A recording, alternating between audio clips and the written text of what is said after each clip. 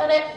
I'm bringing up Chris for harassing you, and every time I see him, he says Julio or stuff like that, and I always say stop, stop, stop. He never stops. Okay, the wrong case against Lee for Dalma.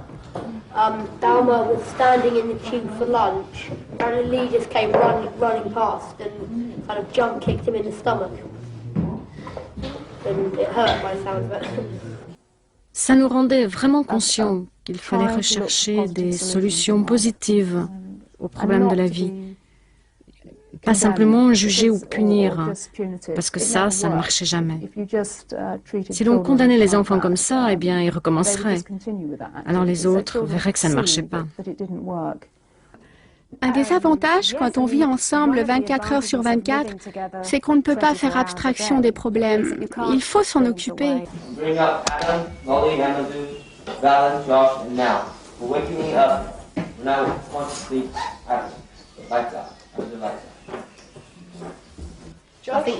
Yeah, I suppose we did wake people up and we did make those and that was wrong, but we did leg it down there because these guys were running around and they were probably making a lot more noise before we got there.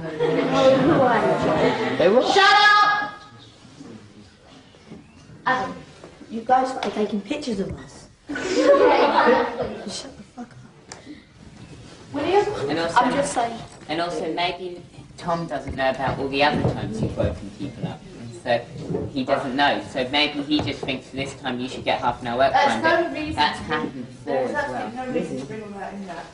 Yes, there is. This is about them waking Tom up, not about everything they might have done before this case. Paul, that is stupid. They got strong warnings, which means that they get fined heavier next time. Oh, so you can shut up about stirring shit. That's got nothing to do with stirring shit. Okay, against each other. What if they get half an hour work fine? What if they get late night fine? What if they get breakfast fine? And what if they get breakfast fine for 3 days? What if they get half an hour work fine?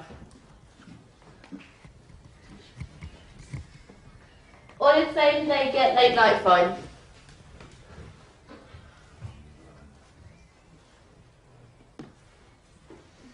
Or if they get breakfast fine?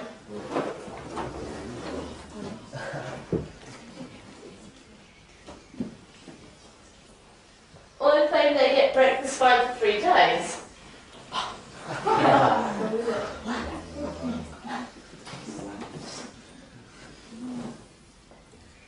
Or they get sore? It's carried they get breakfast fine for 3 days.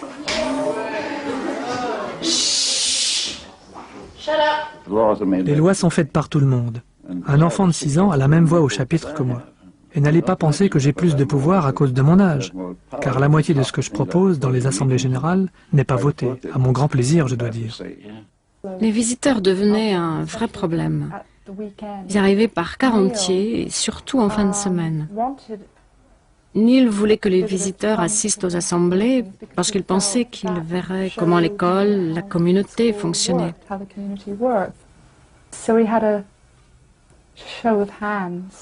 Alors on a mis ça aux voix.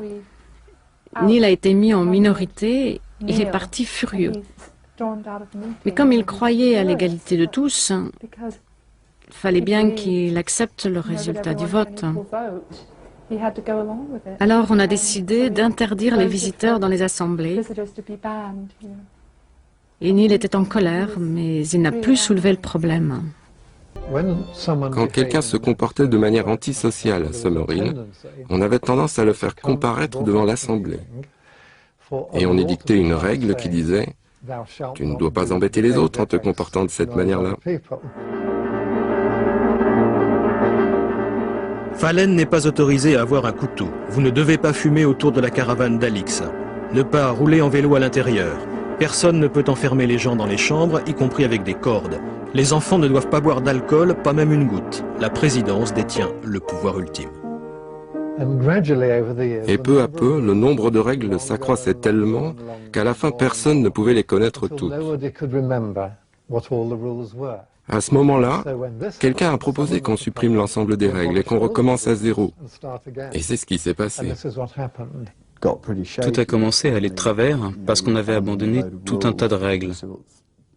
En tant qu'enfant, on s'était dit qu'on pouvait très bien s'en passer. Alors, on a voté leur suppression et il n'y avait plus d'heure du coucher. On se disait, chouette, mais au bout de 15 jours, on ne pensait plus qu'à passer une bonne nuit sans être réveillé par des gens qui faisaient marcher leur stéréo. Alors, en fin de compte, il a été proposé qu'on réinstaure les heures du coucher. Et quand ça a été voté, les enfants ont poussé des hurrahs, car ils savaient que leur vie allait revenir à la normale et qu'ils pourraient bien dormir. Plus jeune, quand j'avais autour de 9, 10 ans, les plus grands ont décidé d'abandonner complètement l'Assemblée et de créer une dictature. Et je me rappelle avoir été absolument terrifiée par ça. Non pas qu'on allait nous faire du mal ou quelque chose comme ça, mais parce que nous, on avait au sens propre perdu notre voix. En tant qu'enfant habitué à ce qu'on l'écoute à tout moment, l'idée qu'on ne m'écouterait plus était terrible à supporter. Je me souviens avoir pleuré à cause de cette peur. Ça n'a pas duré très longtemps, quelques jours seulement, je crois, avant que des filles plus âgées ne reprennent tout ça en main. Vous pensez qu'on apprend plus dans les assemblées que dans les cours?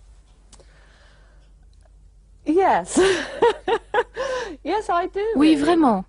Mais pas seulement dans les assemblées. Le plus important, c'est le fait de vivre avec les autres. Ce n'est pas seulement l'assemblée en soi, mais plutôt sa signification profonde. L'assemblée comme lieu d'expression, comme lieu où on peut exposer ses problèmes et en trouver la solution grâce aux autres.